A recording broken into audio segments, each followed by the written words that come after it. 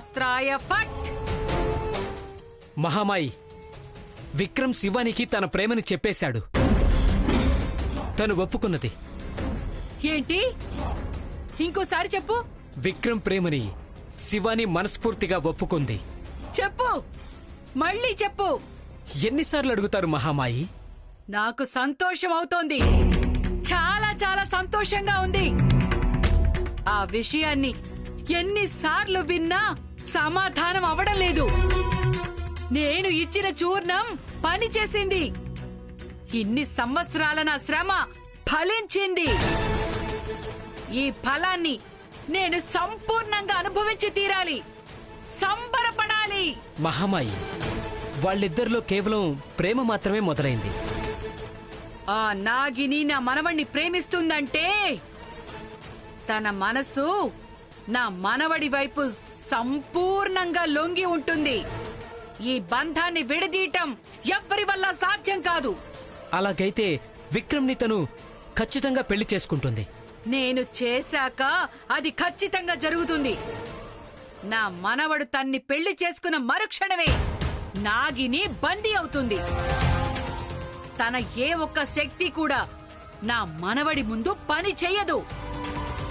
విజయ్ దగ్గర ఉన్న నాగమణి నెమ్మదిగా నా మనవడికి చేరుతుంది. నా మనవడు నాగమణి యొక్క ఆశ్రయంలో బ్రతుకుతాడు. యావత్ నాగలోకం అంతా దాన్ని చూసి అసాధ్యంగా నిలిచి ఉంటారు. ఆ శివానికి తన భర్తని కాపాడడం తప్ప ఇంకొక దారే లేదు. నా మనవణ్ణి ఎదిరించటం అనేది ఎవ్వరి తరం కూడా కాదు.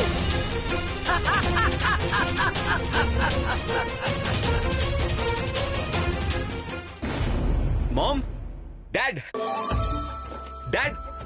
ఏమైంది అల్లుడు? అదంతా నేను చెప్పలేను మావయ్య, కానీ నేను చాలా హ్యాపీగా ఉన్నాను. ఏంట్రా, ఏమైంది? అది దాన్ని మళ్ళీ వాడు చెప్పాలా? వెళ్ళి స్వీట్ తీసుకునిరా. కాదు, తను ఇంకా ఏమీ చెప్పలేదు. నా కొడుకు చెప్పాల్సిన అవసరం లేదు, నాకు అన్నీ తెలిసిపోతాయి. తన ప్రపోజల్ ని శివాని ఒప్పుకొని ఉంటుంది. అవునారా? అవునమ్మా, శివాని నా ప్రపోజల్ ని యాక్సెప్ట్ చేసింది. Wow, congrats bro. Thank you dear, thank you so much. Congratulations thank you అల్లుడు. మావయ్య. చిన్నయ్య గారు, ఈ విషయం వినేందుకు చాలా సంతోషంగా ఉంది. Thank you uncle. నేను ఇప్పుడే వెళ్ళి స్వీట్స్ తెస్తాను. ఇలా జరుగుతుందని నాకు తెలుసు. ఆ అమ్మాయి నా కొడుకుని ఖచ్చితంగా ఒప్పుకుంటుందని నాకు తెలుసు. బట్ తను అనుకున్నట్టే జరగాలని కామ్గా ఉన్నాను. ఇంకా ఆలస్యం వద్దు, పెళ్లి విషయం మాట్లాడేద్దాం. చాలా రోజులకి మన ఇంట్లో కూడా శుభకార్యం జరగబోతుంది. అంతా ఇంత శుభకార్యం కాదు గోవింద్. ఈ కనకదుర్గ ఇంతకు ముందు ఎప్పుడు చూసి ఉండకూడదు, ఇకపై చూడకూడదు. అంత వైభవంగా చేస్తాను నా కొడుకు పెళ్లి. Thanks dad. ఆహా, ఇవ్వమ్మా. Congratulations. Thank you so much. Finally Shivani, Vikram married for ever. అయ్యగారు, ఫోను. ఎవరది? Unknown number.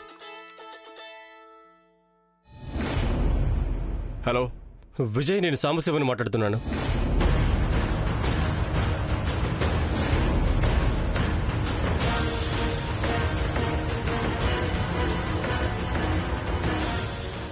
Excuse me, Sambasiva నువ్వా? హాస్పిటల్? లేదు, నేను ఇప్పుడు హాస్పిటల్లో లేను. ఇప్పుడు ఎక్కడున్నావు? అదంతా తర్వాత చెప్తాను. ప్రస్తుతానికి నేను ఉండడానికి ఒక దారి చూపించు. అది కాదు, నువ్వు కోమాలో, అది సడన్ గా ఫోన్ చేయడం. విజయ్, అదంతా చెప్పడానికి నాకు ఇప్పుడు టైం లేదు. ముందు నేను సేఫ్గా ఉండడానికి ఒక దారి చూపించు. సరే, ఒక పని చేయి. మన గెస్ట్ హౌస్ చూసావు కదా, అక్కడికి వెళ్ళు, అన్నీ అరేంజ్ చేస్తాను. సరే విజయ్, నేను అందరూ ఫ్రెండ్స్కి చెప్తాను. నువ్వు కూడా తొందరగా వచ్చేసే. ఓకే? సరే.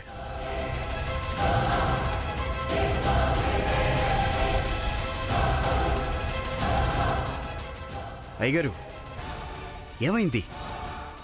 సాంబశివ ఫోన్ చేశాడు. తనెప్పుడు బయటకు వచ్చాడు? తను ఎలా కోలుకున్నాడు?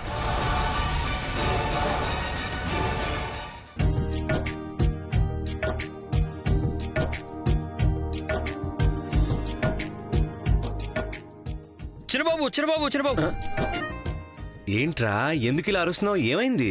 మీరు నాకు ముందే ఎందుకు చెప్పలేదు? నాకు ఎంత పెద్ద మోసం చేశారో తెలుసా మీరు? నేనేం చేశానురా? మీరు ఇష్టపడ్డ అమ్మాయి గురించి నాకు చెప్పనే లేదుగా. ఇది ఎంత పెద్ద మోసమో తెలుసా? కాదు, ఘోరమైన అపరాధం. రే దొంగ, నీకు నిజంగానే ఆ అమ్మాయి ఎవరో తెలీదా? ఓవర్ యాక్షన్ చేస్తున్నావు కదా?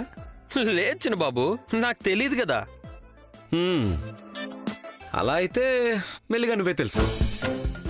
ఏంటి చిన్నబాబు మీరు తెలుసుకో అంటే ఎలా తెలుసుకుంటాను? మీరు చెప్తే బాగుంటుంది కదా, చెప్పండి ప్లీజ్. చూడు, ఈ విషయం ఇప్పుడిప్పుడే ట్రాక్ లోకి వస్తుంది. జస్ట్ ఇప్పుడే మంచి అవుతుంది. ఓకే చిన్నబాబు, ఓకే, కంగ్రాట్స్. అంత మంచిదే జరుగుతుంది కానీ కానీ ఆ అమ్మాయి ఎవరో చెప్పొచ్చు కదా ప్లీజ్. యాక్చువల్లీ ఆ అమ్మాయి ఎవరో నీకు కూడా బాగా తెలుసు. సరే, ఇన్ని రోజులైనా ఆ అమ్మాయి ఎవరో నీకు తెలీదు అంటే అది సర్ప్రైజ్ గానే ఉండవురా. చూద్దాం నువ్వు ఆ అమ్మాయి ఎవరో తెలుసుకుంటావో లేదో అని. అది మాట్లాడుకో. Surprise is a surprise. ఏంటి చెప్పు? Surprise is a surprise. ఈ విషయాన్ని అంత ఈజీగా చెప్పకూడదురా నీకు. You carry on. చిరబాబు, ఏంటిది? ఆ అమ్మాయి నాకు కూడా తెలుసు అంటున్నారు. ఎవరబ్బా తను? ఛే, వదలను చిన్నబాబు, వీలైనంత తొందరగా కనిపెడతాను.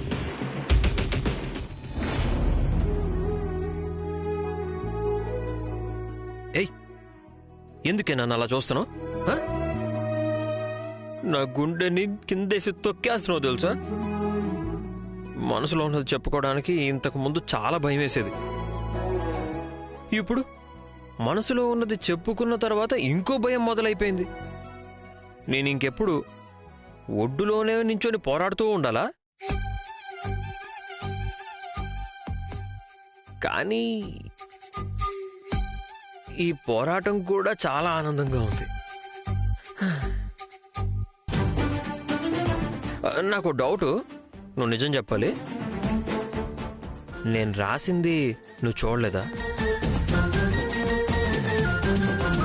లేదు, నేను రాసింది నువ్వు ఖచ్చితంగా చూసే ఉంటావు కదా. నువ్వు ఎందుకు చెప్పట్లేదు? నేను ఎదురుగా ఉన్నప్పుడే నీ మనసులో ఉన్న ప్రేమని నువ్వు చెప్పుకోలేదు. శివాని, ఒక నిజం చెప్పాలా? నువ్వు దాచిపెట్టినట్టు నేను నా ప్రేమని దాచిపెట్టలేను. నువ్వు ఫోన్ చేయకపోతే ఏంటి, నేనే చేసేస్తా.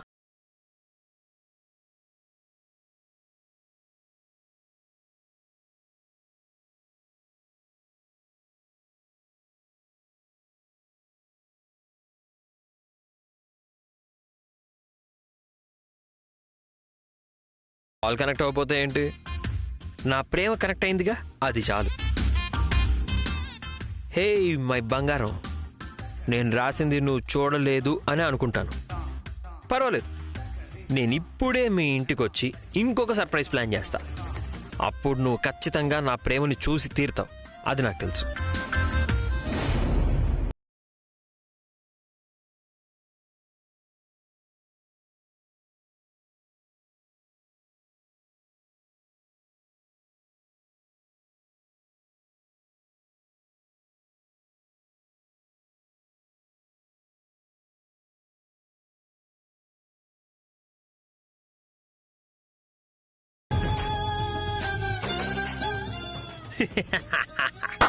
ఇంట్లో ఎవరూ లేరన్నమాట.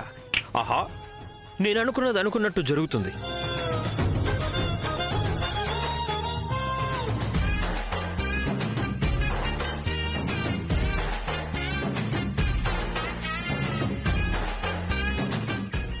దేవుడా, పదే పదే ఇంటికి దొంగలాగా వచ్చినందుకు ఐఎమ్ సో సారీ. హే, నేను ఎప్పుడూ సారీ అడగను. ఇది జస్ట్ ఒక యాంటిసిపేటరీ బెయిల్ లాంటిదన్నమాట. సరే, నీకు శివాని రాకముందే నేనంతా రెడీ చేసి వెళ్ళిపోతా.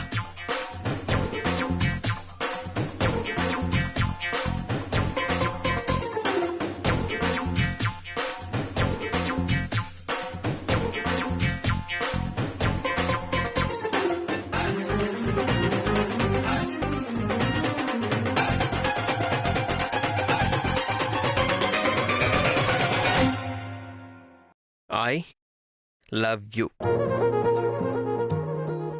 ఓ శివాని, నువ్వు నాకు ఎంత నచ్చావంటే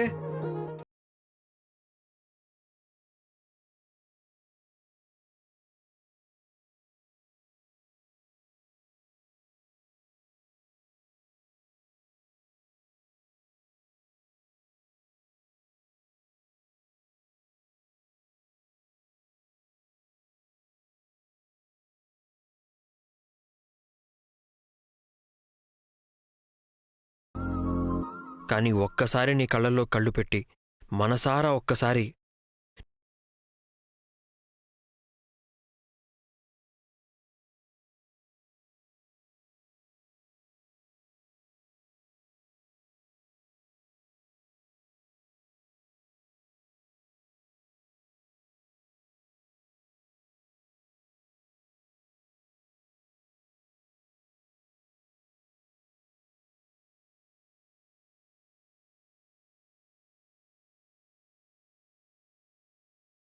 నీకు సమాధానం కూడా నాకు అర్థమవుతుంది.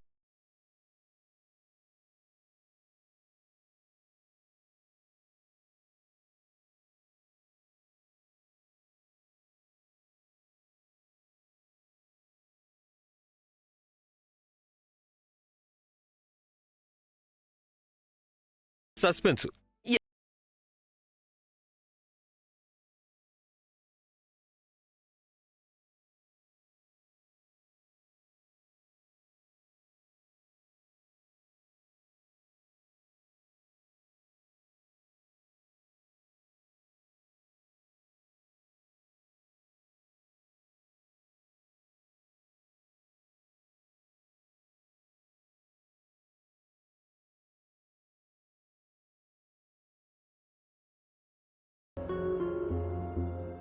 శివాని, అనుకున్నదంతా ఇంత తొందరగా జరుగుతుందని నేను అస్సలు అనుకోలేదు తెలుసా.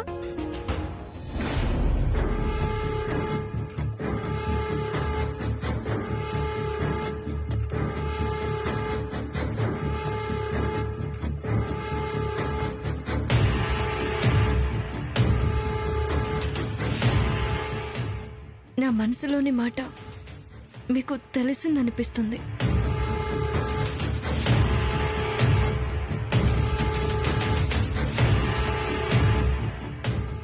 దీనికి సమాధానం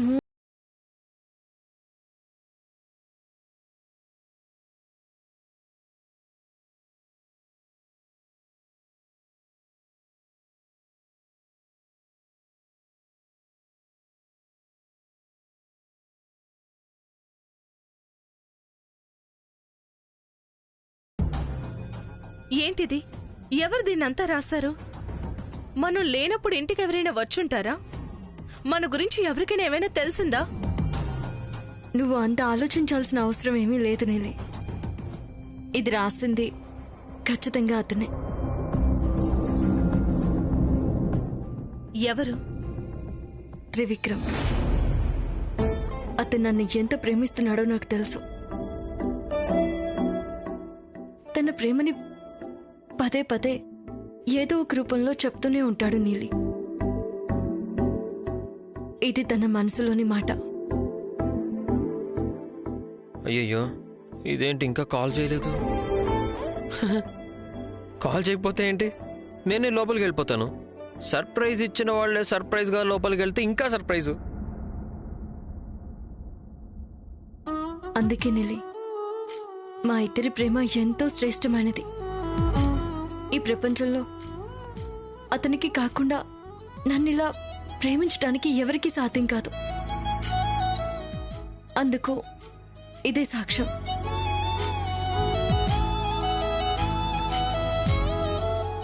అతని మనసులోని మాటలన్నీ చెప్పి చివరికి ఇట్లు నీ 3 అని రాశాడు. అలా రాస్తే అతను ఎవరో నాకు తెలియదు అని అనుకున్నాడు. కానీ నాకు తెలిసిపోయింది.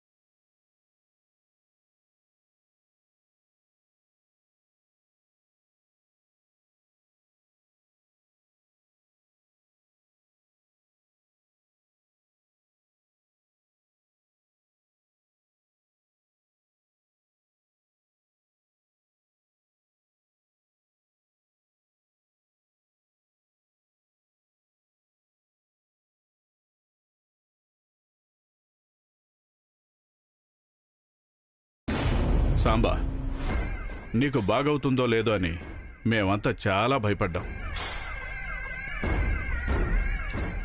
కానీ నీకు బాగైపోయింది కదా, చాలా సంతోషంగా ఉంది. ఇప్పుడు అక్కడ ఏం జరుగుతుందో చెప్పు. అది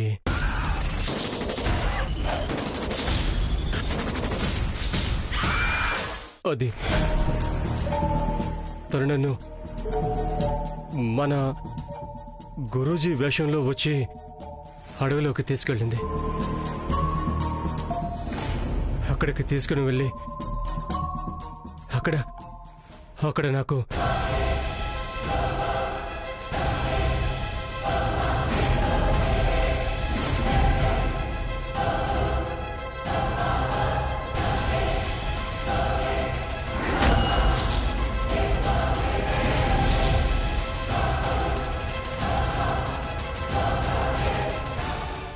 నాకు భయం వేసింది. ఏం చేయాలో అర్థం కాలేదు. నన్ను చంపేస్తుందేమోనన్న భయంతో